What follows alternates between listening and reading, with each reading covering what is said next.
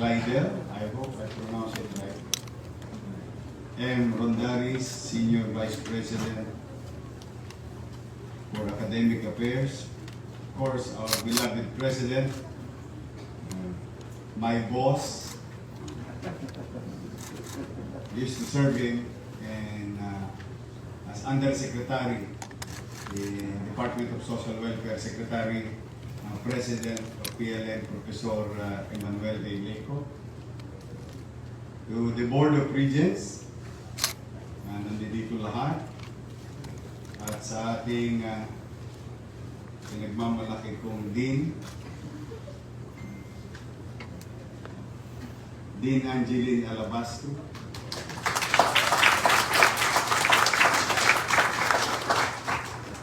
At sa lahat pa ng mga opisyalis, mga dekano, mga mag-aaral ng PLM.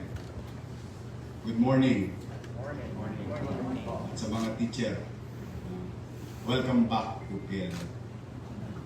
And I hope in our own little way, we've shown you our little success in fighting this pandemic. I'm happy to be here with you and tell and share to each and every one of you. We owe it to those who died serving, protecting each and every patient, every citizen in the country. Kung nasaan man tayo ngayon, maraming nagbuhis ng buhay. Ang ating mga medical frontliners, policemen, and barangays. So never forget what happened in recent past.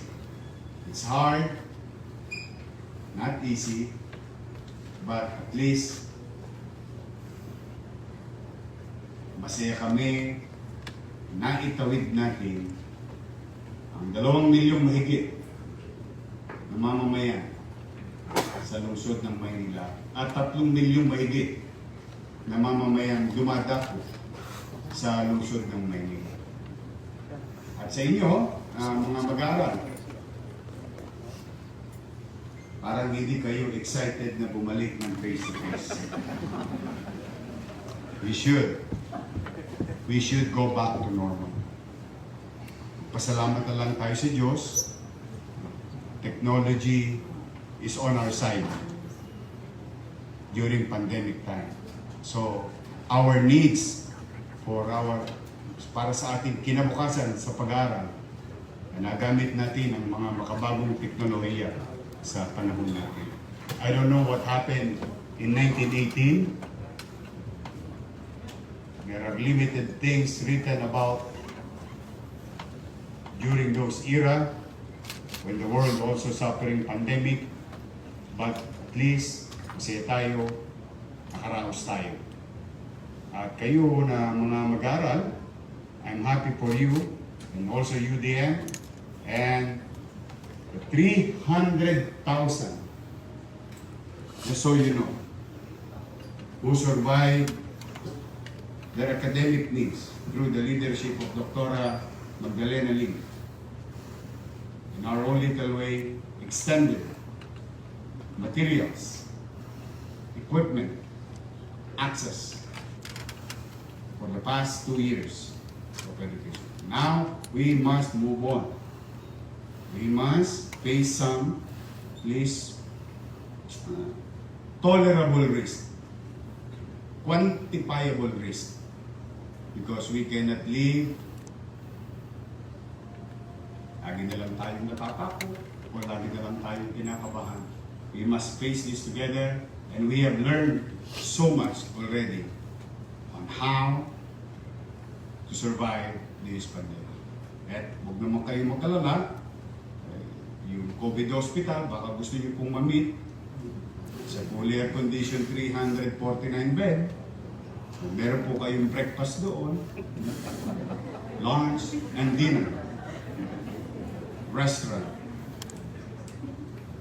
And I'm grateful to 200 plus new nurses, doctors, the city acquired on top of our existing medical frontliners. So far okay naman tayo. We're still, andyan pa rin ang pangamba ng pandemic. But as far as the capacity with regard to addressing the pandemic, mukhang kakayanin natin yung mga susunod na buwan. Just so you know also, if you want remdesivir, tocilizumab, molnupiravir, baricitinib, and if you want to try the new medicine, which is very effective, they call it Paxlovid under Pfizer, but there's another brand which is much cheaper but same effect, Dexavid. So we have those. Mga kinilalang gamot sa buong mundo meron sa Maynila. Sinisertipikahan pa lang ng World Health Organization na pwede, nakakakuha na kagad ang Manila. And I'm happy to share with you also that we have extended it to non-Manilas. Sabi ko nga, life is life. We value life. So, natutuwa naman ako, 95% batting average, those who have received tocilizumab, ay nabuhay naman. And the city of Manila is happy to be of service to them, although they are not from Manila. So today is a mark of may bago na namang mangyayari sa lungsod ng Manila. Mahirap ang pandemya, as I have said a while ago, pero nakaraos tayo, but we didn't stop. We didn't stop to progress. We didn't stop for development. We pursue simultaneously. Sinabay natin ang laban sa COVID at sinabay natin yung laban natin para sa mga social, perennial problem like housing. Kita nyo naman, I think some of students of PLM and UDM, their mothers and fathers are recipient of Condominium 1, Condominium 2, Binondominium 1. We built 6, delivered 3 in-city vertical housing program. I made a commitment for 10 years, and I thank the Lord and the team. The 10-year plan was done in 2 years while there is pandemic. Salamat sa Diyos.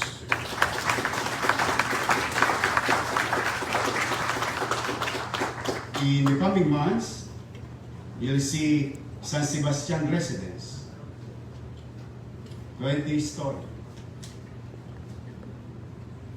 San Lazaro residence, and Pedro Hill residence. On top of the in-city vertical housing, we have also in-city horizontal housing, done only in 6 months, 200 plus townhouses in Baseco community. And I'm happy to share it also to you, to the incoming doctors and nurses, and other members of the medical field, that as we speak, matatapos na ang bagong ospital ng Baseco. They will have their own hospital. That will focus on ears, eyes, nose of the children, buntis, at bagong panganak na nanay, at batang pinanganak. Focus on that field so that wala nang nanay kayong makikitang mga nangabungi ang ipin. Because lack of vitamins like iron, calcium, because they were neglected during the time na nagbubuntis sila. Wala na rin kayong batang makikitang nangabungi sapagkat magpo-focus po ang ospital na yon sa ngipin din ng mga bata. At the same time, meron silang emergency. So more than isang malaking paanakan at alagaan ng mga bata at nanay sa Baseco as primary hospital. Then, if there's an emergency, alam niyo naman po sa Baseco, meron po silang bisyo doon, yung ibang mga mama. No? Bisyo nilang magsaksakan. So, in any case of emergency, life is life, as I have told you. We stabilize the patient, then we bring them to Andres Bonifacio, Justice Abad Santos, and yung bagong hospital. So, at the same time, someday you will pass by Top Avenue. Someday you will pass by Espanya. Someday you will pass by Del Pan. You will see that the city of Manila took a different course, a journey of providing a different facility for education. Kasalukuyan pong ginagawa ang mga bagong eskwelahan, 4. Manila Science, Magsaysay, Albert, at Rosario Almario Elementary School. All 10-story, fully air-conditioned public school.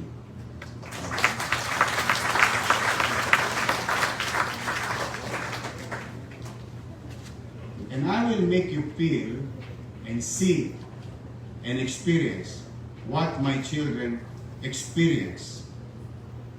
Kung ano ang natanggap ng mga anak ko sa isang pribadong paralan ay matitikman din ng ordinaryong batang Maynila sa loob ng public education system.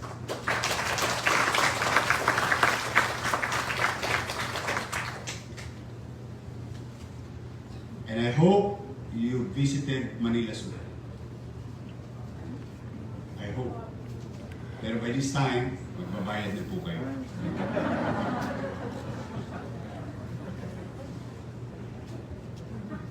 You know, Manila Zoo, we owe it to our leaders. And it is our obligation as present leaders to continue those legacy leaders in the past. Ang Manila Zoo ay malapit sa puso ng Pilipino, hindi lang ng Manileño, ng Pilipino. Dala ng kapabayaan ng mga panahon at some individuals, we need to close down Manila Zoo because there is a law that requires us to clean Manila Bay. And Manila Zoo, ironically, isa sa mga violators of polluting our Manila Bay. So, when I assume as mayor, I immediately followed and shut down Manila Zoo. Nung nakita ko nakapanghihinayang at marami namang sa inyo, siguro nakapunta na rin sa Singapore Zoo. Sabi ko, ito pinupuntahan ng Pilipino dito, Singapore Zoo. People are going to Subi. People are going to Cebu Zoo. Ang unang-una yung Manila Zoo. Sabi ko, we have to address this. We have to comply with the requirements of law. Sabi ko, paano tayo magkakaroon ng moral ascendancy to require other institutions kung tayo mismo ay nagbabiolate ng sarili natin rules. So I'm happy to share to you also today that we should visit the zoo because we already created our own STP, and yung nakita ko po yung STP, modesty aside, pwede nyo pong inumin yung tubig nung kanal. Kasi nagulat talaga ako. Kaya pala. Pwede pala. And, kung kayo'y animal lovers, at least, you'll see, hindi na yung sum nakita nyo nung araw. Na naawa kayo sa mga hayop. At least, I can say, they're in good places. At si Mali ay mataba na. Maligaya si Mali. In passing lang, it took us 2 months. 2 months just for Mali to create one step. One step. Because we created the space for him, for Mali, 3 times bigger. But he has to cross. Needs to cross. Just one step. Imagine ayaw pumunta ni Mali sa malaking lugar kasi nakasanayan niya na yung maliit na lugar. So, at least kahit papano, nung makatawid siya, nakulong na namin siya ulit ngayon, doon sa bago niyang 300% bigger. At ngayon may lawlawan na siya. Talagang babasain kayo ni Mali. And you visit it. I want you to see it. Because I know there are so many memories. Maybe sa mga bata ngayon, but most likely sa mga teacher niyo. Maraming namasyal dyan sa Manila Zoo nung araw. Dito, dalhin niyo ang nobyo niyo, shota ninyo, jowa ninyo, o yung nililigawan ninyo, sigurado ako paglabas yun na zoo, shota niyo na. It's a good place for seniors to walk around. Now, the good news is ang valuation niya is about 1,500 pesos when you go and ask for an entrance. But sabi ko nga, let us not deprive those who have less in life. Kaya minabuti ng inyong syudad na ang babayaran lang ng mga taga Maynila ay 100 pesos. Sa mga non-Manilans, 200 pesos. Sa mga senior citizen, alam niyo naman, mahal po senior, 50%. 50%. So, 50% across. Ibig sabihin, yung material of geography. As long as you're senior, you'll get 50%. So, you can also visit the new Arroceros Park. Mapalad kayo, pinagpapasalamat ko naman, naging mayor ako. Kung nagkataon, wala na kayong Arroceros Park.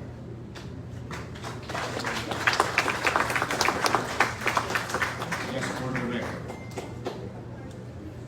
And I'm happy to share to you, mahirapan na silang ibenta yun pagdating ng araw.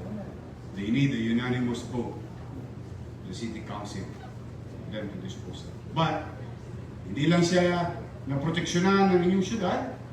Nako, ngayon po ay mamasyal kayo. Mamasyal kayo sa Arroceros Park. At salamat sa Diyos.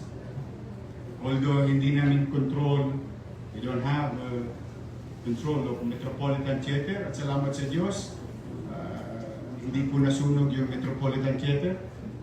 Nasunog po yung bodega dahil sa kapabayaan ng ilang individual, yung mga tambak nilang basura. But we'll be there on June 24, so hopefully with this type of situation, mag-normalize na tayo. Your Rondalia can be featured in Metropolitan Theater. Kaya kayo, dapat mag-show na kayo ulit. We must not forget our culture and heritage. We must continue to share it to the next generation. Having said that, katabi ng Manila Zoo is bagong ospital ng Maynila. what is the importance of this to you? I made a commitment to the people of Manila in 2019.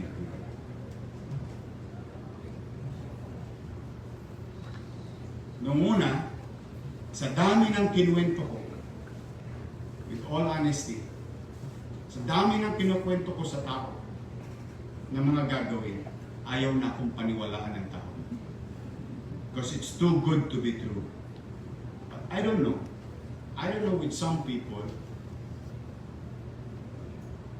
they venture into promises of something, but they don't venture on promises of development.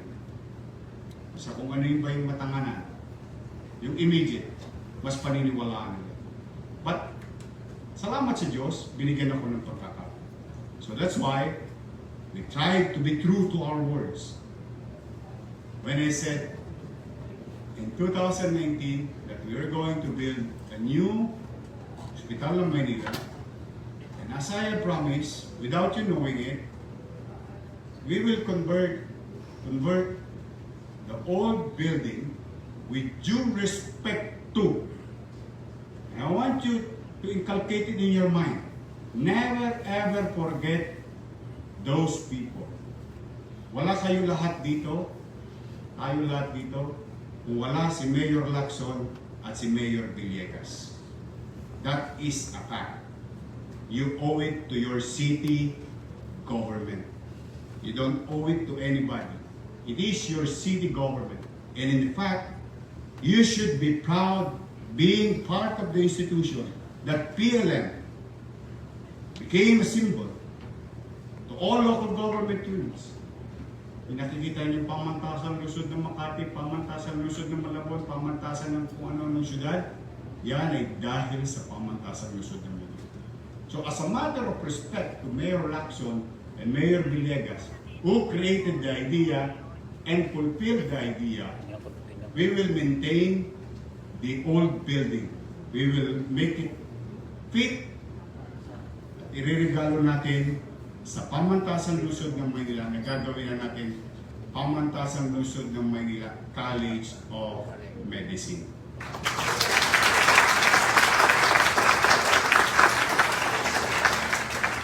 The idea is to bring back the old structure, old design, but fit for today's, para sa panahon ngayon.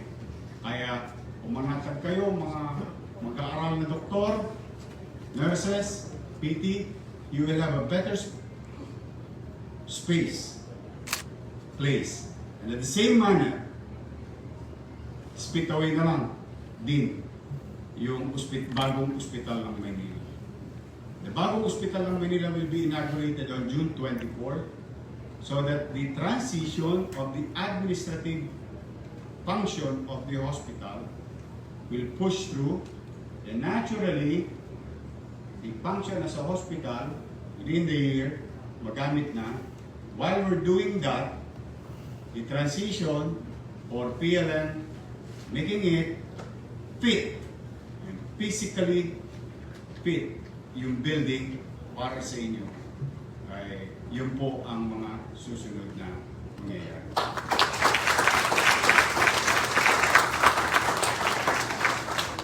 Salamat sa inyo, mga taga-Maynila. Kung hindi man kayo taga-Maynila, welcome kayo lagi sa Maynila. Because, kundi dahil sa inyo, yung mga pinangarap ko na yan, na pataasin ang antas ng paglilingkod sa bayan, ay hindi mangyayari kung hindi ninyo ko binigyan ng pagkakataon. And I would like to thank President Leco and your team, the Board of Regents, the deans, the teachers. Halos dinoble ninyo ang populasyon ng PLM. Kaya bagay na aking ipinapasalamat sapagkat maraming bata ang nabigyan ng pagkakataon na makamit ang kanilang mga pangarap sa pag-aaral. Hindi lahat siniswerte mapasok sa PLM at UD. But making it available as many as possible Maraming salamat sa inyo, President. Rest assured, in our own little way, we will continue. We will continue to support PLM. Its funds will continue to grow in our own little way as a city government. And I do believe that Mayor-elect Hani Lacuna will pursue the same direction in prioritizing MBN. I'm an MBN guy. Maraming salamat sa professor ko sa Universidad ng Pilipinas when they taught and introduced to me what is MBN. Minimum basic needs. Those things will continue to be topmost priority of our city. Pagpapataas ng antas ng pamumuhay ng tao. Ang pamilya may masisilungan. Ang ama at ina may trabaho. Ang anak papasok sa eskwela. Magkasakit, may maayos na ospital. At magkaroon ng pagkakataon makapag-anak.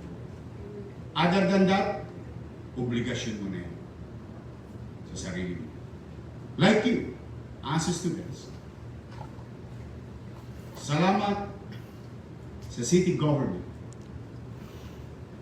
Salamat sa city government. Salamat sa PLM. You have an opportunity to achieve your goals and dreams.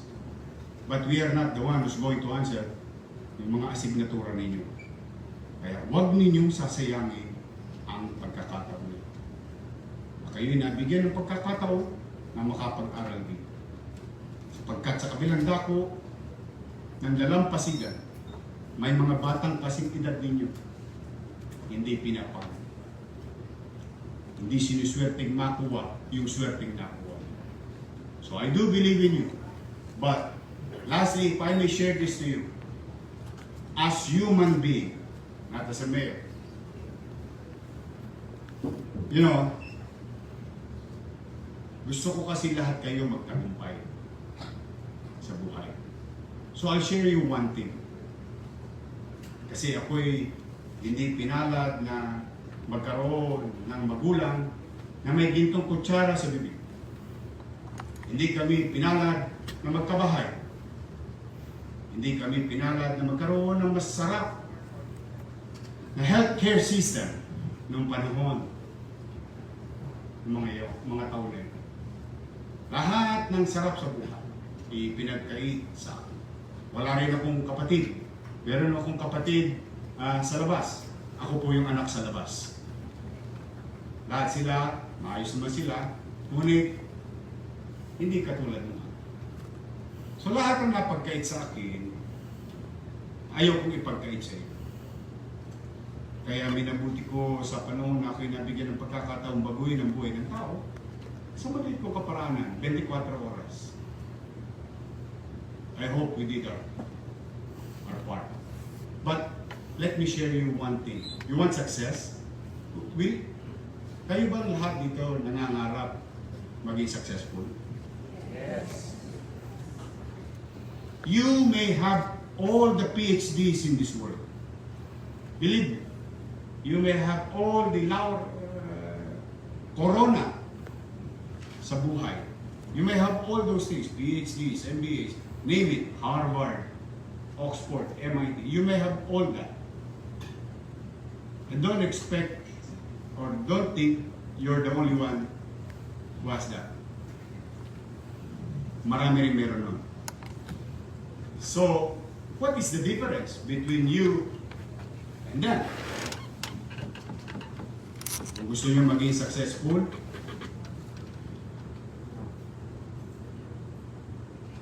character.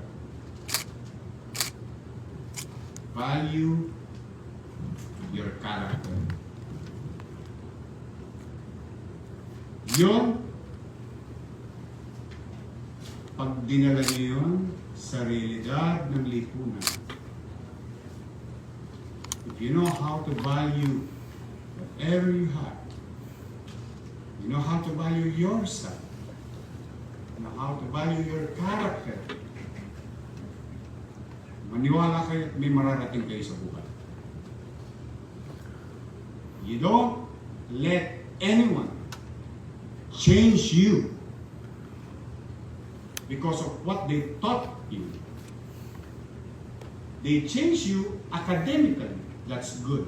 But as human being, in real world, in practice, those people who will hire you or deal with you will always check on your character. See? Pag nawala na yon, baliwala din ang natutunan. Kaya alagaan ninyo ang inyong sarili. Pahalagaan ninyo ang inyong character. At iwasan nating maramdaman ang salitang privilege. Grateful.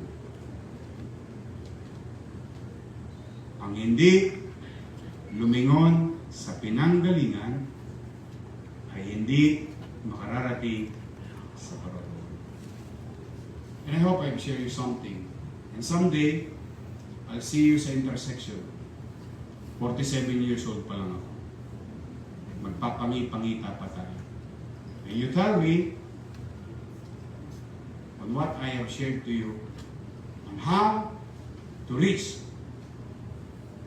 success, or maybe extreme success. Protect your character. Value yourself.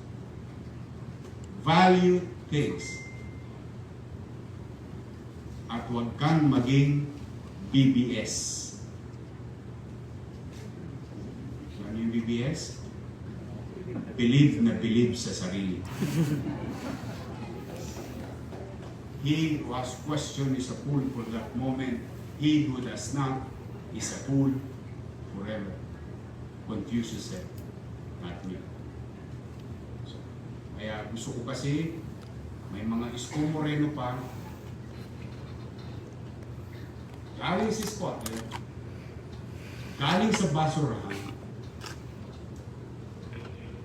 libagin, bangilin, mukhang walang kinabukasan, pero nakaangat sa buhay. Basurero, naging mayor ng Maynila. What more you can do with the tools that you're going to get from PLM? Kaya ingatan nyo na lang ang inyong sarili. Mahal na mahal ko kayo. Ang tunay na pagmamahal ay pinilit kong ipakita sa mga pagawaing bayan, sa mga pulisiya. Someday, somehow, we will be judged by history. And you will know, and we will know, who really cares for us. So, sa inyo po, hangad ko ang inyong tagumpay. Please, matangos ang ilong ko ngayon. Ilang araw na lamang, umabot pa kayo. Umabot pa yung pangako ko para sa inyo. Sana't magamit ninyo at kung sakasakali, ako na may tatanungin. Huwag kayong mag-alala, nandiyan lang ako sa gate. Hindi naman ako mawawala kay Ani. Kung kakailanganin ako, my own little way ng ating syudad. But for now, mag-sign off na po. I will retire. I will done my best for 24 years. Hindi pa kayo pinapanganak. Maybe yung iba sa inyo. So, papahinga na ako. Dala ako sa Gedli. I wish you all the best. At I'm happy din for you. I'm really excited for you. How I wish. Sana the way it was, we envision. Yun ang mangyayari para sa inyo sa College of Medicine. At pangako ko rin kay President Leko at sa ating mga. So, magandang umaga. Happy anniversary. 55 years. And I hope on your 75th year, maimbitan ninyo ko 20 years from now. Maraming salamat.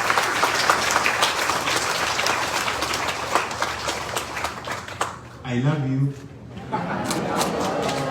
Alay naman kayo ng Manila.